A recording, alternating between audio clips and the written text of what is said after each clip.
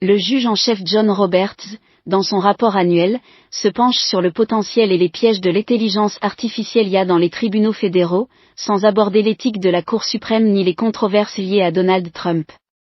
Il reconnaît la capacité de l'IA à améliorer l'accessibilité des tribunaux pour ceux qui disposent de ressources limitées, tout en mettant en garde contre son utilisation incontrôlée. Roberts fait une analogie avec le tennis, en soulignant le caractère unique des déterminations juridiques nécessitant un jugement humain, contrairement à la précision de l'IA dans le sport. Dans un contexte plus large, il y a un appel pour que le système judiciaire adopte l'IA pour lutter contre les préjugés et les inefficacités. Les systèmes d'IA, qui aident déjà les tribunaux à évaluer les risques, pourraient réduire la congestion et améliorer l'équité. Malgré les préoccupations concernant la vie privée et la responsabilité, les défenseurs plaident en faveur du potentiel transformateur de l'IA dans la justice pénale. L'article explore les limites du jugement humain, citant les préjugés et les influences externes, proposant l'IA comme solution. Cependant, l'intégration de l'IA dans le système juridique n'est pas sans défi. Une affaire impliquant des citations juridiques générées par l'IA met en évidence des inexactitudes potentielles et des problèmes éthiques. Le besoin de transparence dans les algorithmes d'IA, en particulier dans les logiciels d'évaluation des risques, devient crucial pour garantir des résultats équitables.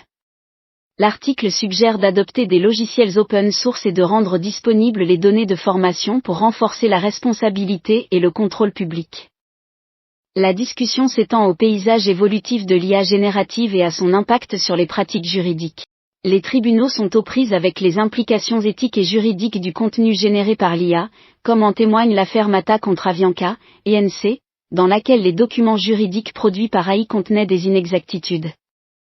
Les tribunaux, comme ceux du Texas, de l'Illinois et du Manitoba, rendent des décisions exigeant que les avocats divulguent et valident l'utilisation de l'IA générative.